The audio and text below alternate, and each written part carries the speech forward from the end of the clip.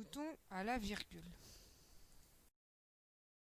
Au début, il n'y avait rien, même pas un, même pas deux, même pas 10, et surtout pas zéro. Et les moutons sont arrivés. Oui, oui, les moutons. Le berger, le matin, faisait sortir son troupeau de la bergerie. Le soir, il le faisait rentrer.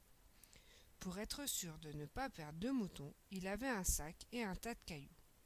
Le matin, chaque fois qu'un mouton sortait de la bergerie, il mettait un caillou dans son sac.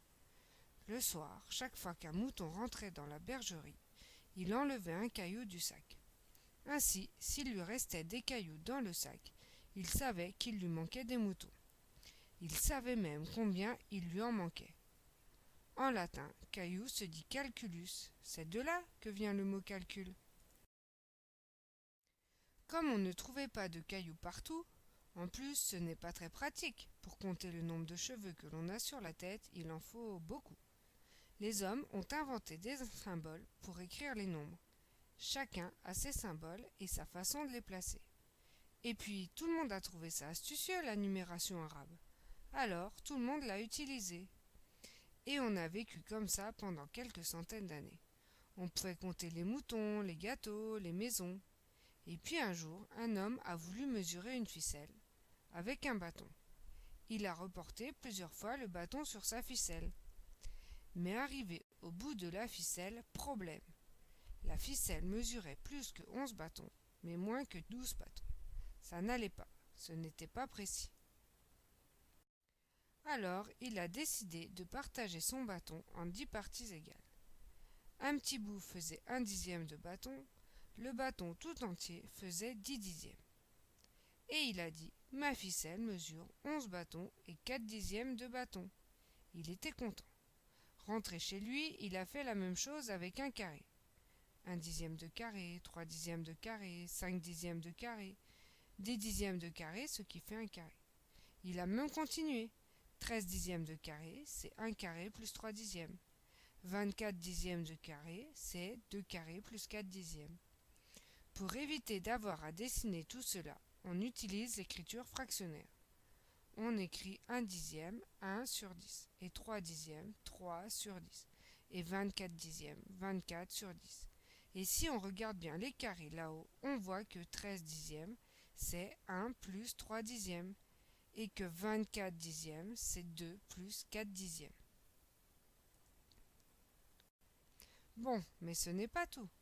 Un jour, l'homme de tout à l'heure s'est dit « Et si je mesurais l'épaisseur de ma ficelle ?» Ça a donné ceci. Ça recommence. 1/10 de bâton, c'est trop gros. Bon, je vais faire comme tout à l'heure, se dit-il. Je vais partager mes dixièmes de bâton en 10 parties chacun.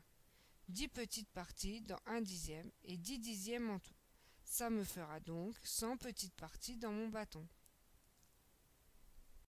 Un petit bout s'appelle 1/100. Nous, on écrit 1/100, 1 sur 100, 3/100, 3 sur 100, etc.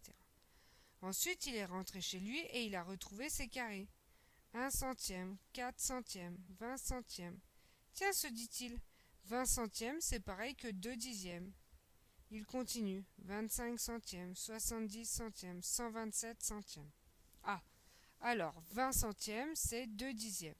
Mais aussi 25/100, c'est 2/10 plus 5/100. 70/100, c'est 7/10.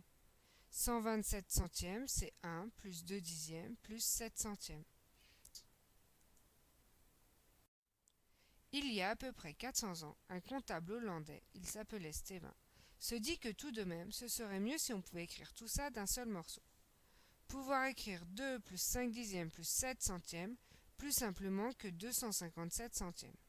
Il a proposé ceci, un petit 1 pour les dixièmes, un petit 2 pour les centièmes, etc. Ainsi, 2 plus 5/10 plus 7/100 s'écrivait 2, 5 petit 1, 7 petit 2. Il a fallu attendre encore 200 ans, la Révolution française, pour qu'apparaisse enfin la virgule. On l'utilise ainsi. 257 centièmes, c'est 2 unités, plus 5/10 plus 7/100, ce qui va s'écrire 2,57. Ainsi, 3/10, ce qui fait 0 unité et 3/10, va s'écrire 0,3. 54 centièmes va s'écrire 0,54. 584 centièmes va s'écrire 5,84. 521 dixièmes va s'écrire 52,1. On a appelé ça écriture décimale et c'était pas